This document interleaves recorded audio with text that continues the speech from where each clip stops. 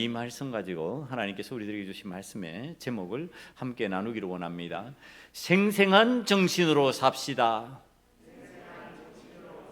네, 다시 한 번 더 해볼까요? 생생한 정신으로 삽시다. 네. 여러분, 지금 우리가 처해져 있는 이 환경적인 상황과 조건이라고 하는 것이 굉장히 힘든 때죠. 온 세계가, 온 세상이 그렇습니다. 우리만 힘든 게 아니고 온 세상이 지금 힘든 상황이 되었습니다. 어떤 내용을 살펴보니까요,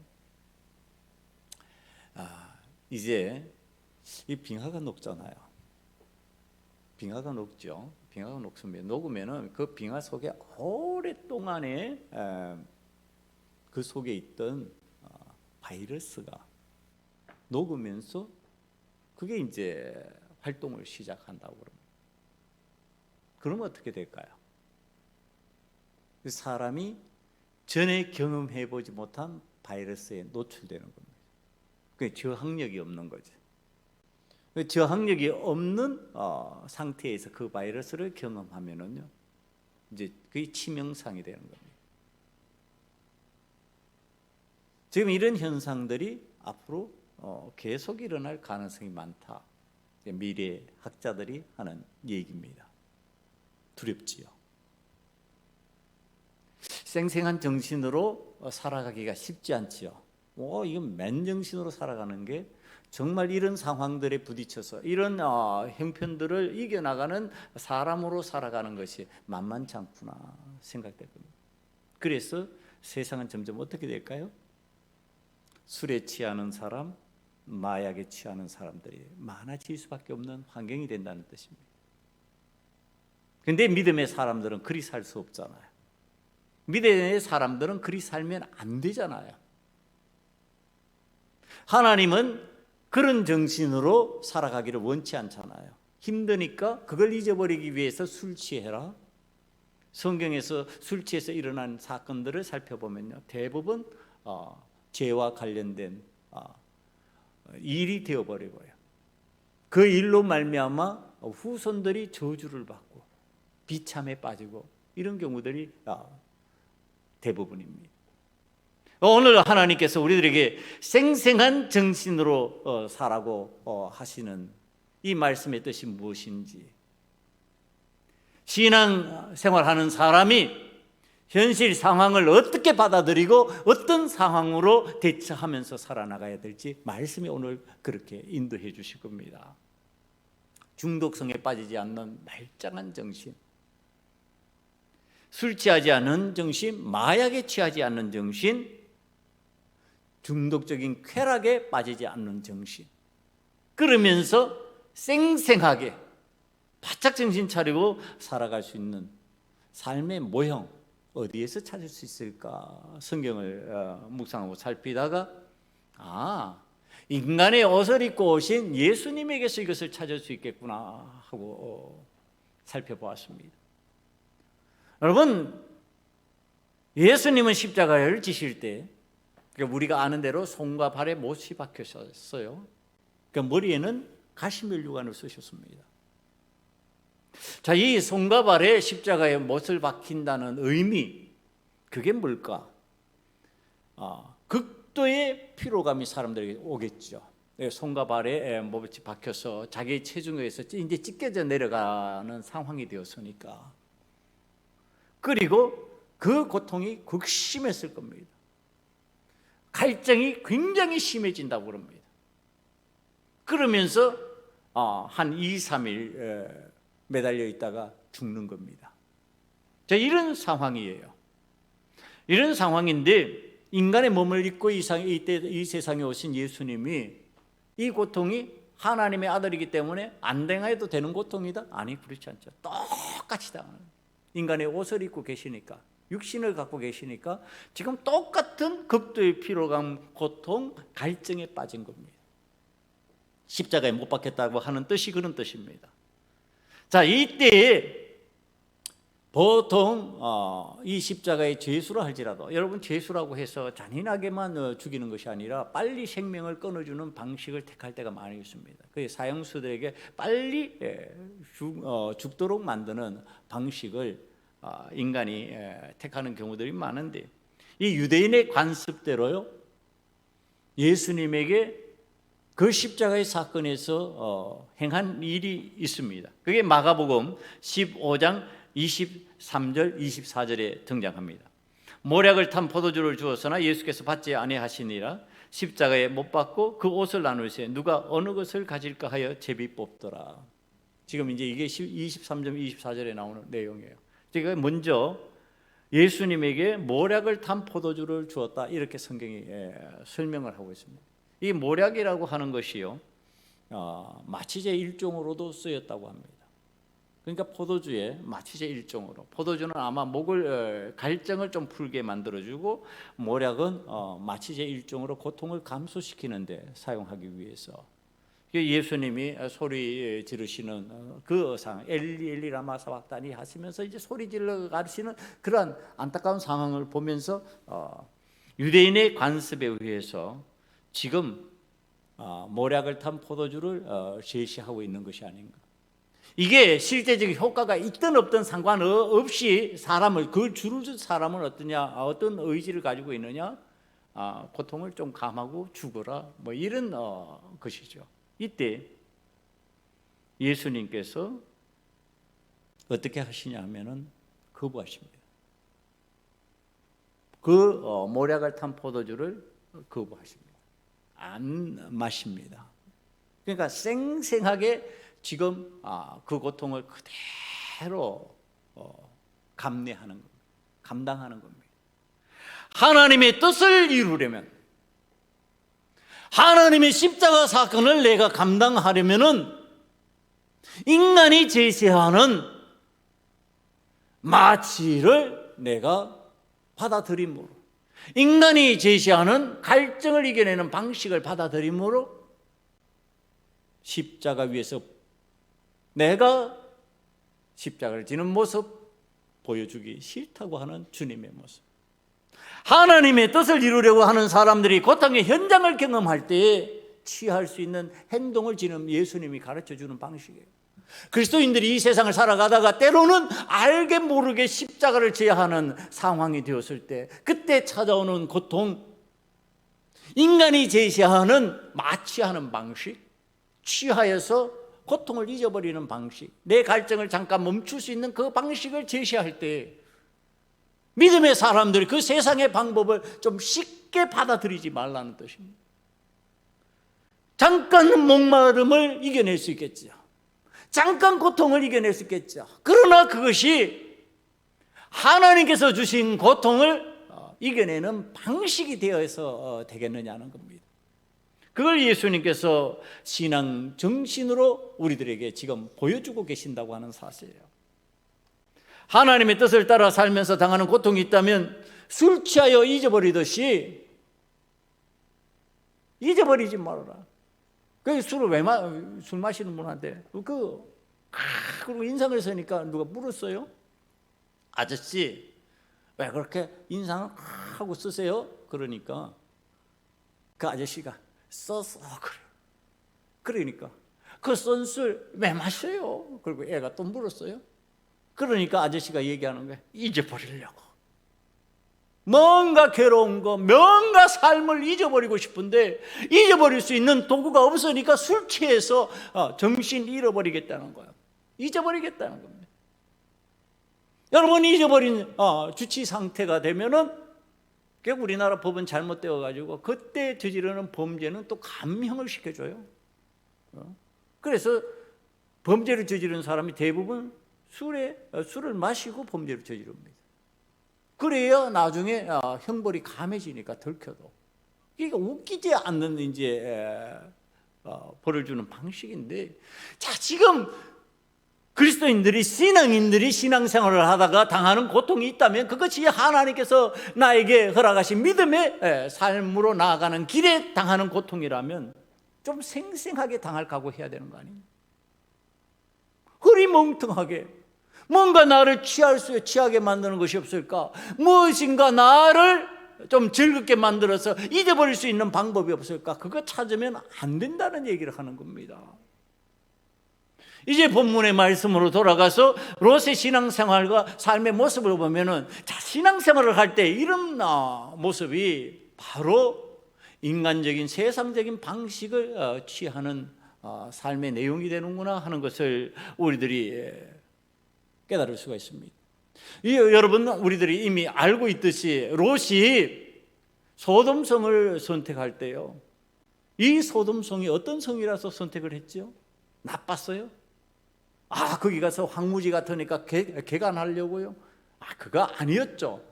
우리 성경 말씀이 분명히 가르쳐주는 창세기 13장 10절의 말씀을 보면요, 이에 롯이 눈을 들어 요단 지역을 바라보니까 이 소돔성이 아직 멸망하지 않을 때이기 때문에 마치 여호와의 동산 같고 풍요로운 세상의 땅 애국 같더라, 지금 그렇게 표현해 놓고 있습니다. 그러니까 롯이 지금 소돔을 택할 때는요, 내가 그곳에 가서 개간 한번 하고 고통당하면서 한번 힘들어서 그것을 변화시킬 거야, 이거 아니에요. 진짜 좋구나. 여기는 에덴 동산 같은 곳이구나. 하나님께서 복 주신 하나님의 낙원 같은 곳이구나. 그래서 들어가서 나 좀 편안하게 거기서 재미있게 즐기면서 그러고서 살아야지. 자, 이렇게 된 겁니다.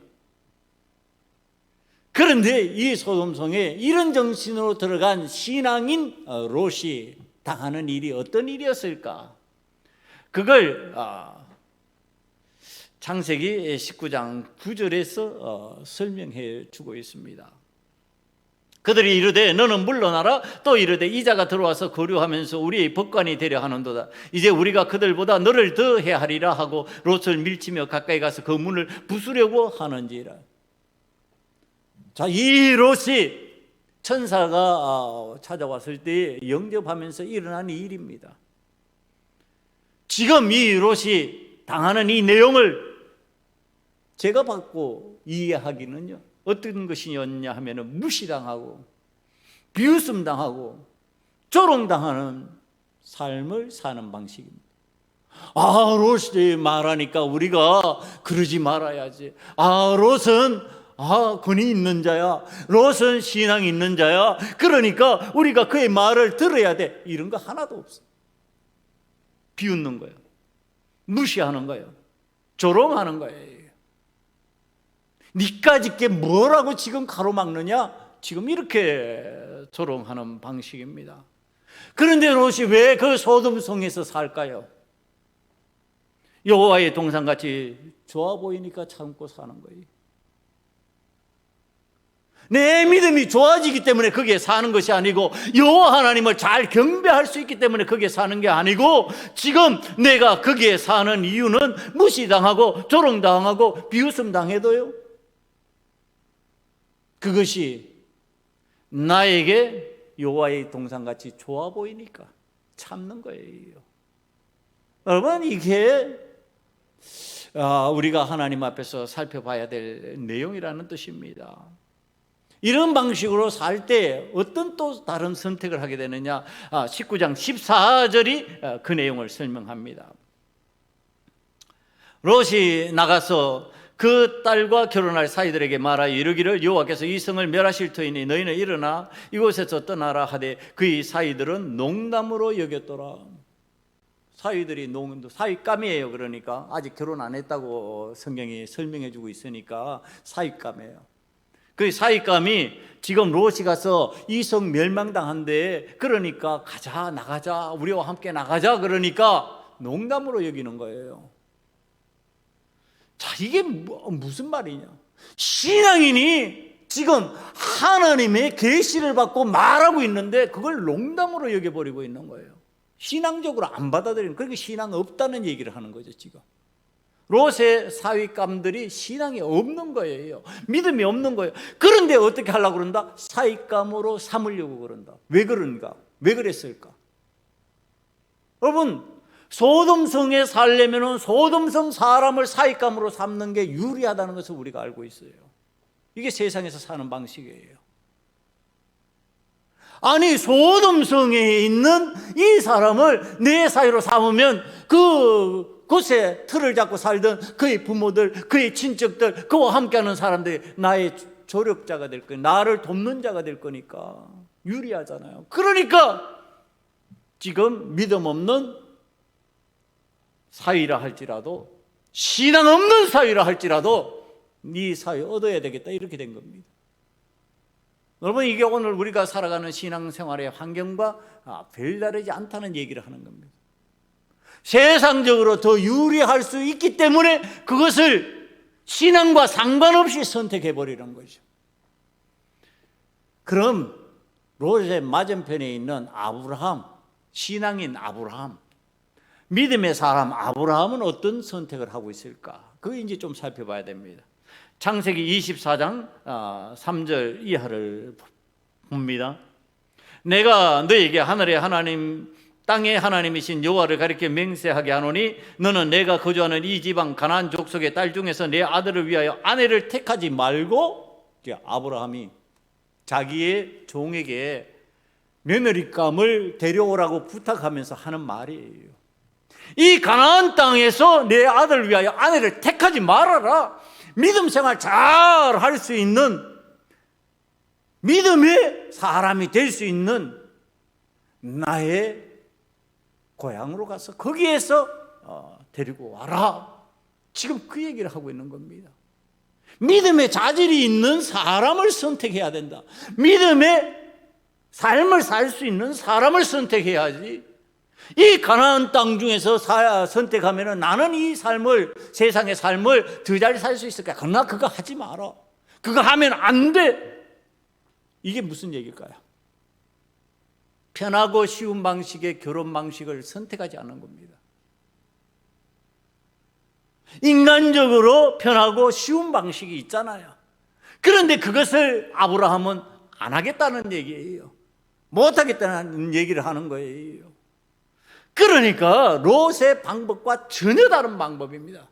롯은 소돔에서 쉬운 방법을 선택했습니다. 세상을 살아가는 편한 방법을 선택했습니다. 그러나 아브라함은 편한 방법을 선택하지 않습니다. 힘들어도 어려워도 먼 곳에서 데리고 오는 한이 있어도 그 방법을 선택하라고 자기 종에게 지금 설명하는 내용입니다.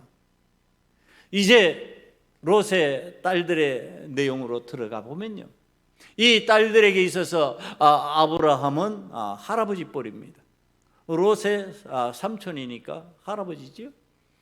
지금 아브라함 할아버지의 신앙적 방식이냐, 아버지 롯의 소돔성을 선택한 방식이냐, 비신앙적 방식이냐, 지금 이제 이것을 우리들이 살펴봅니다. 우리가 아는 대로 어머니는 소돔성을 탈출할 때 뒤돌아보다가 소금기둥이 되어서 죽어버렸어요. 아버지와 두 딸이 소돔성을 탈출하고 소알이라는 성읍, 작은 성읍으로 들어갔다가 그곳에서 나그네의 삶에 대한 두려움 때문에 떠나와서 지금 산으로 올라갔습니다. 이때 두 딸이 하는 일을 주의하여 보시기 바랍니다. 두 딸은 이제 서로 의논합니다. 큰 딸과 작은 딸이 언니, 동생 하면서 의논하는 거죠. 우리 아버지는 늙으셨고, 인간적인 조건입니다. 자, 인간적으로 우리 아버지는 늙으셨고 온 세상의 도리를 따라 우리의 베풀 사람이 이 땅에 없으니, 31절에서 설명하는 내용이에요. 31절 말씀을 한번 보세요. 큰딸이 작은딸에게 이르되 우리 아버지는 늙으셨고 온 세상의 도리를 따라 우리의 배필될 사람이 이 땅에는 없으니.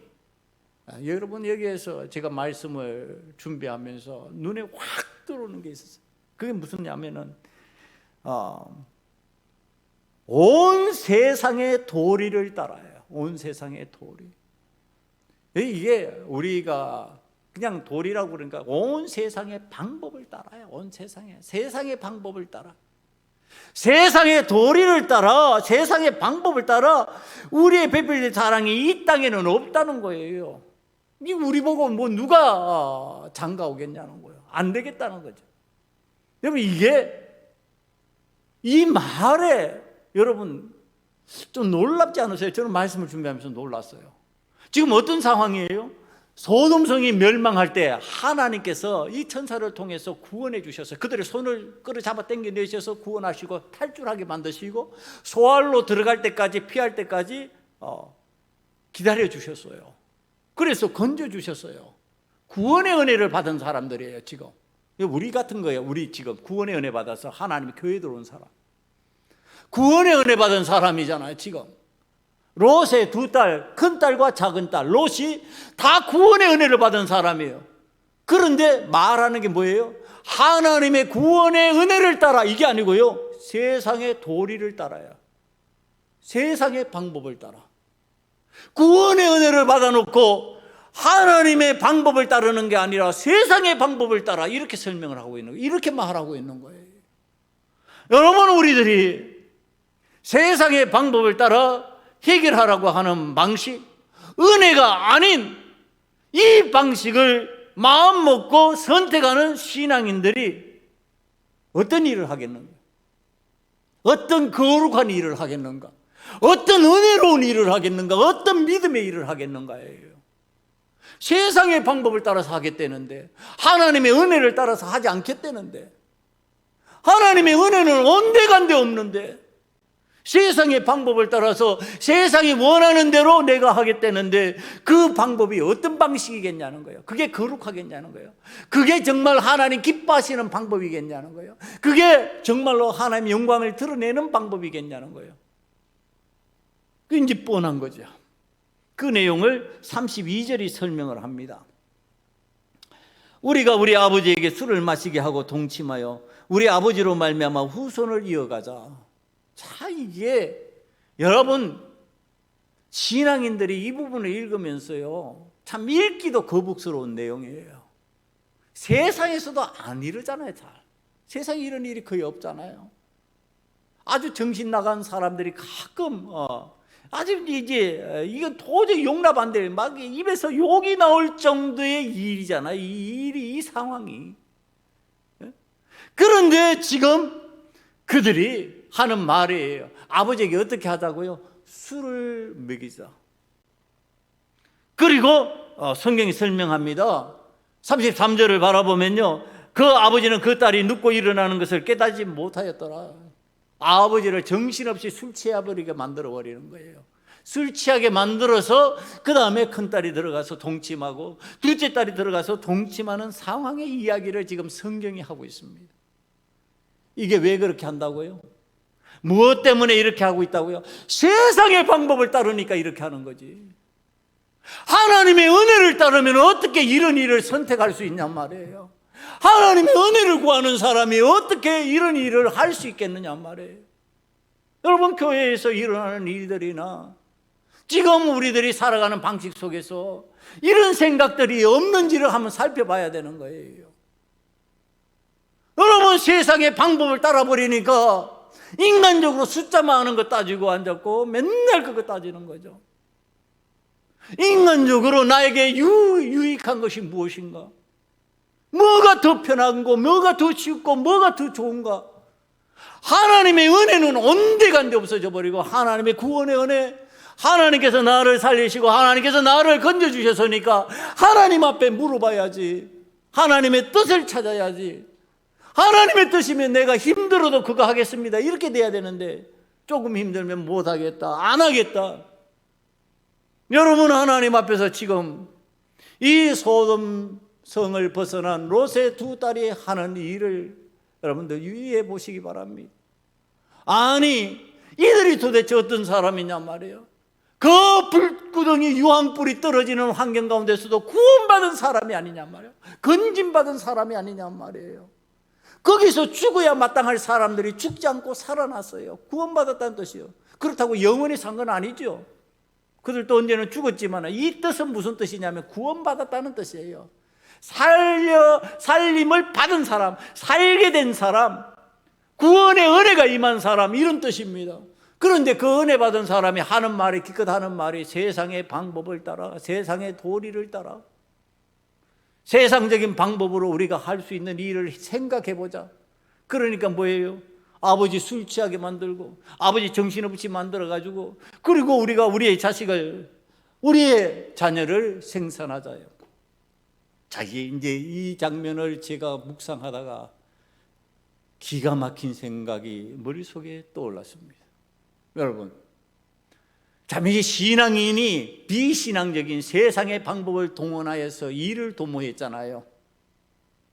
하나님의 은혜는 사라지고 감사는 사라지고 신앙의 개성이 없는 일이 진행이 되었잖아요. 그 인간적인 세상적인 방법으로 목적 달성을 위해서 일을 추진했어요. 성공했을까요? 실패했을까요? 여러분, 이게 성공했을까요? 실패했을까요? 이게 제가 말씀을 묵상하면서 기가 막혔던 장면이에요. 이 도모한 일이 실패했을까? 성공했을까? 성공했어요. 왜? 성경에서 이 두 딸이 아들을 낳았다고 그랬으니까 성공한 거예요. 그들 목적 성공했어요.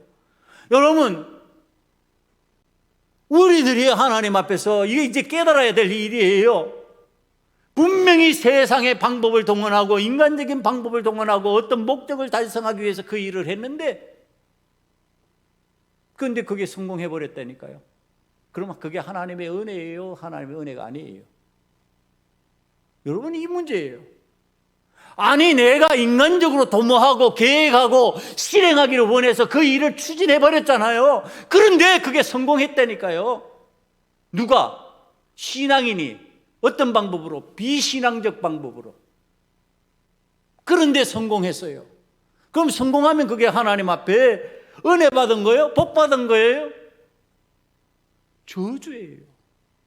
여러분, 이게 놀라운 거예요. 이게 세상의 도리, 세상의 방법을 따라 목적 달성을 했다. 교회에서 비신앙적으로. 여러분, 그건 성공한 게 아니에요. 복 받은 게 아니에요. 그건 목적 달성하면, 그런 목적을 달성하면 저주예요. 그거 어디서 알 수 있나? 여러분, 간단하게 성경이 우리에게 설명해 주고 있어요. 아담과 하와가 선악과를 봅니다. 하나님께서 먹지 말라, 그러면 반드시 죽을 것이다 그러고서 저주하신 선악과예요. 보러 갔어요. 보러 갔더니 창세기 3장 6절에서 그 내용을 설명합니다. 여자가 그 나무를 본 적 먹음직도 하고 보암직도 하고 지혜롭게 할 만큼 탐스럽기도 한 나무인지라. 여자가 그 열매를 따먹고 자기와 함께 있는 남편에게도 주매 그도 먹은지라. 여러분, 이 아담과 하와가 본 나무가 어떤 나무라고요? 하나님이 먹지 말라고 분명히 명령으로 금지한, 죽는다고 저주한 나무예요. 그런데 보니까 어때요? 내가 보니까 먹음직하고 보암직하고 지혜롭게 할 만해요. 좋아요? 싫어요? 좋죠. 따서 먹었어요. 내가 좋으니까 먹은 거예요. 하나님은 먹지 말라 하셨는데 내가 보기에 먹음직하고 보암직하고 지혜롭게 할 만큼 좋아 보이니까 먹어버렸어요. 먹는데 실패했어요? 먹는데 체했어요? 잘 넘어갔어요. 네? 아마 입맛 쭉쭉 다시면서 많이 먹었을 거예요. 맛있네. 진짜 맛있네. 진짜 보기에 좋더니 먹기에도 좋네. 그러면서 아주 좋으니까 자기 남편도 좋겠지. 그러니까 남편도 먹고 야 진짜 좋네, 감사해 여보, 그러면서 둘이 짝짝꿍해서 그걸 먹었을 거예요. 은혜예요? 저주예요? 먹고 저주받았죠.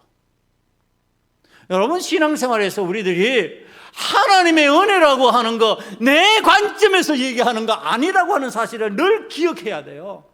내 관점에서 좋기 때문에 보암직하고 먹음직하고 지혜롭게 할 만큼 좋다고 해서 그것이 성취되는 게 은혜가 아니라고 하는 사실, 그것이 복이 아니라고 하는 사실이에요.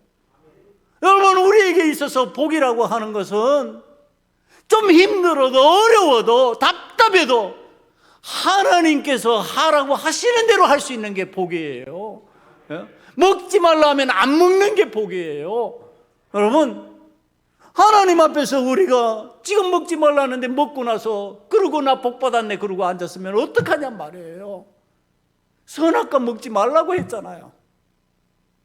여러분, 술 취하여서 지금 정신이 혼미한 상태에서 하도록 말씀이 그렇게 가르치는 적이 없어요. 여러분, 혼미한 상태에서 술 취해서 하다가 놓아도 그 당대에 하나밖에 살아남지 못한 그 가정, 그 노아조차도 자기의 손주를 저주하고 말았어요. 여러분, 하나님 앞에서 우리들이 정신 차리고 신앙생활 하지 아니하면은 이걸 자꾸 복이라고 그런다니까요. 내가 욕구하는 대로, 내가 세상의 방법대로, 내게 좋은 방법대로 그것을 성취해도, 이게 성취했으니까 하나님의 복이구나. 아니, 성취했는데 저주라니까요. 오늘 롯의 두 딸이 소돔에서 배운 세상의 방법대로, 세상의 도리대로 해버렸습니다. 그랬더니 아들을 임신 턱 했어요. 성공했대. 그게 성공이에요? 여러분, 성경이 그 다음을 얘기하는데, 이 모압과 암몬은요, 아브라함의 후손인 이스라엘의 영원한 원수가 됩니다. 아브라함의 후손은 뭐예요? 믿음의 후손을 뜻하고요. 그럼 이 암몬과 모압은 뭐예요? 믿음 없는 후손을 뜻하는 거예요.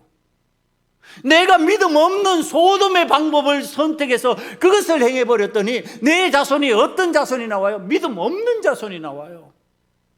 아브라함은 믿음 있는 선택을 했더니 믿음의 후손들이 거기에서 나와요. 여러분, 하나님 앞에서 우리가 복을 받는 방식, 은혜를 받는 방식이 뭐예요? 내가 보기에 좋고 내가 원하는 방식대로 됐어요. 모압, 암몬 낳았어요. 그런데 어떻게 됐다고요? 믿음 없는 자손들을 낳았다니까요. 믿음 없는 후손이 거기에 나와서 아브라함의 후손들과 영원한 원수지간이 되어버리는 거예요. 하나님 원치 않는 삶을 사는 사람이 되어버리는 거예요.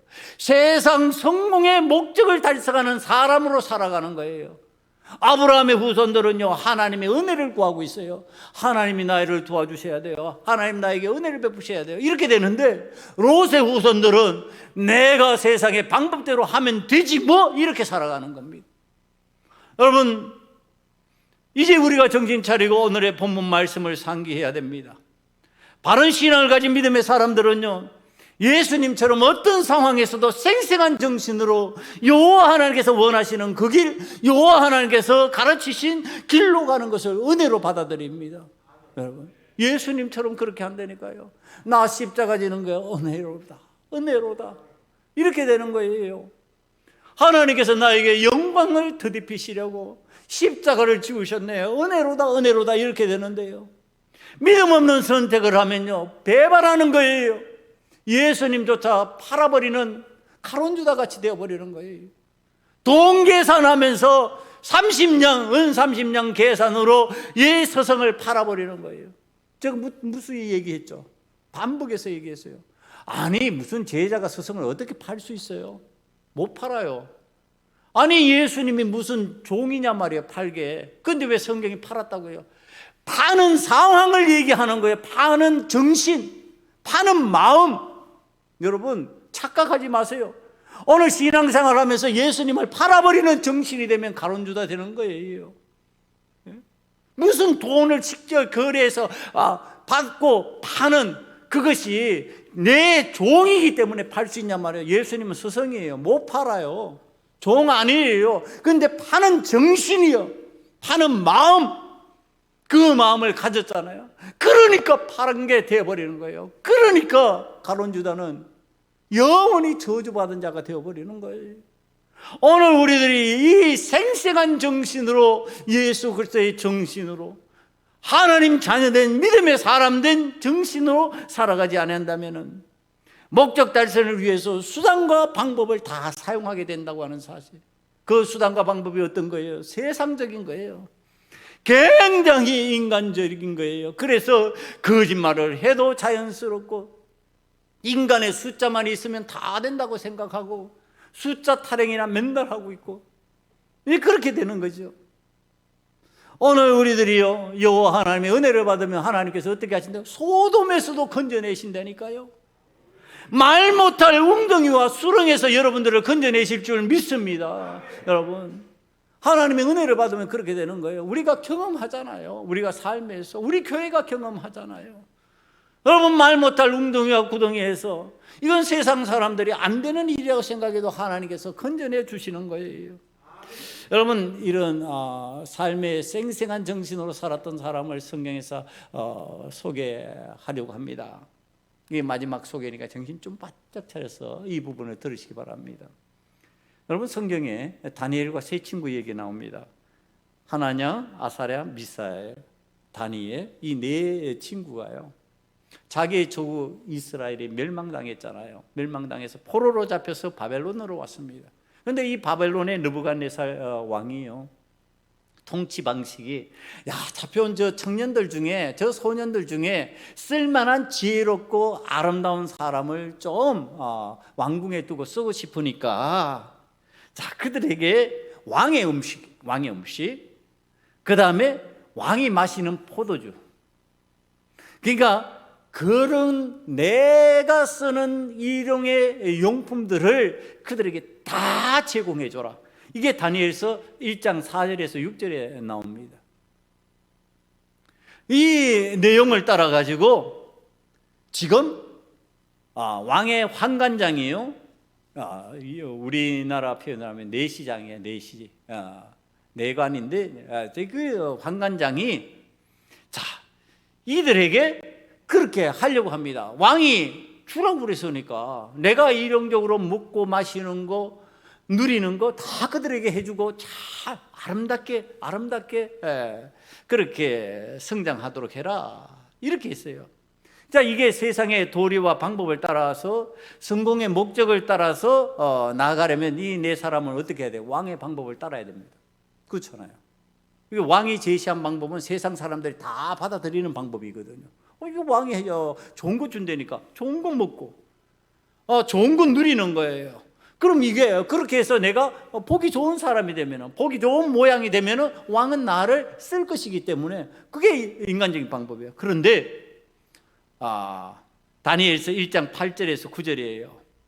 다니엘이 뜻을 정하여서 왕의 음식과 그 마시는 포도주로 자기를 더럽히지 아니하리라 하고, 자기를 더럽히지 아니하도록 환관장에게 구하니 하나님이 다니엘로 하여금 환관장에게 은혜와 긍휼을 얻게 하신지라. 이게 뭐냐면 왕이 주는 음식과 포도주를 안 먹고 안 마시겠다는 겁니다. 그러니까 왕이 주는 산의 진미를 먹지 않고 나는 채소로서, 나는 정갈한 음료수로만 마시고 그렇게 하지 않겠다. 왕의 것을 취하지 않겠다. 다시 말하면 세상의 방식, 세상의 도리를 따라서 하지 않겠다. 나는 하나님의 은혜로 더 나은 모습을 보여주겠다, 이렇게 되는 겁니다. 그런데 하나님께서 은혜로 그것을 허락해 주셨어요. 그리고 환관장이 오케이 합니다. 그렇게 하도록 만들어 줍니다. 그런데 이 다니엘이 실제로 기간이 지나고 난 뒤에 보니까 진짜 그 모습이 더 낫습니다. 더 보기 좋습니다. 더 쌩쌩해 보입니다. 그러니까 환관장이 그걸 계속 그렇게 제공해 주는 거예요. 그렇게 되고 난 다음에 일이 다니엘서 1장 48절 49절에 등장을 합니다. 이때 왕이 다니엘을 높여 귀한 선물을 많이 주며, 이제 다니엘이 이제 등용되는 과정이에요. 그를 세워 바벨론 온 지방을 다스리게 하며 또 바벨론 모든 지혜자와 이 어른을 삼았으며, 왕이 또 다니엘의 요구대로 하나냐, 미사엘, 아사랴를 세워 바벨론 지방의 일을 다스리게 하였고 다니엘은 왕궁에 있었더라. 이렇게 성공하는 거예요. 믿음의 사람이, 신앙의 사람들이 세상의 방식이 아니라 하나님의 은혜로 성공하는 방식을 지금 설명해 주고 있는 부분이에요. 세상의 도리가 아니라니까요. 세상의 방법이 아니고 뭐를 해야 된다? 하나님의 은혜를 받아야 된다.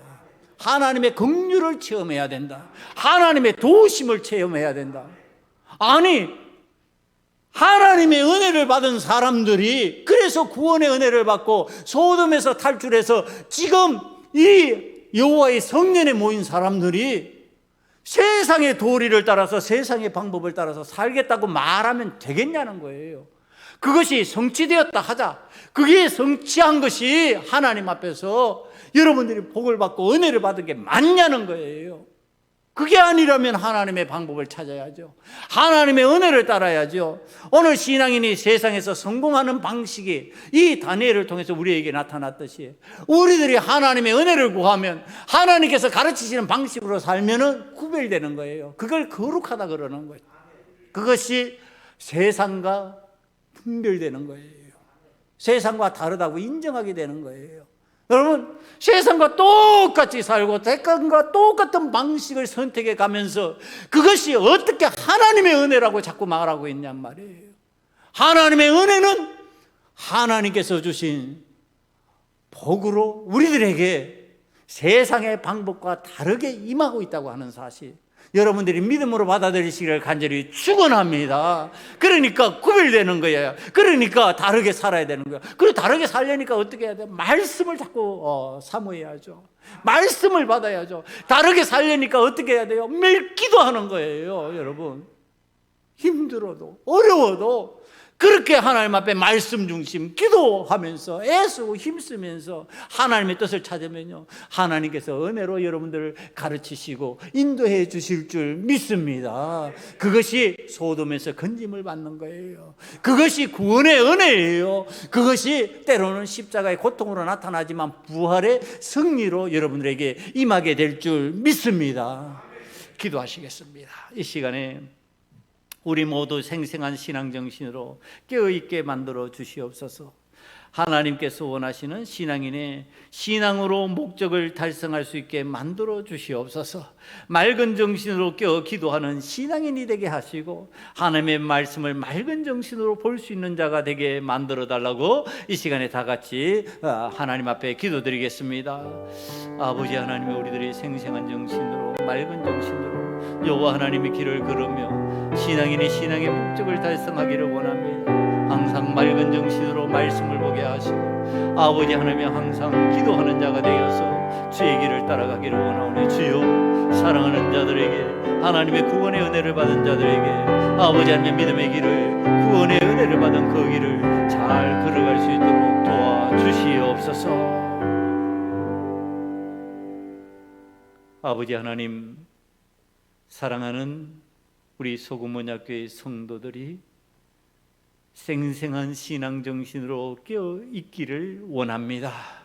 아버지 하나님, 여호와 하나님의 길을 걸음으로 신앙의 목적을 달성하셨을 때 아버지 하나님 앞에 영광을 돌릴 수 있는 자가 되기를 원합니다.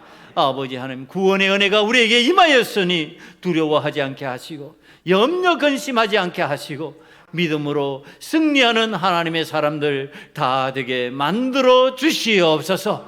예수님 이름으로 감사하며 기도드리옵나이다. 아멘.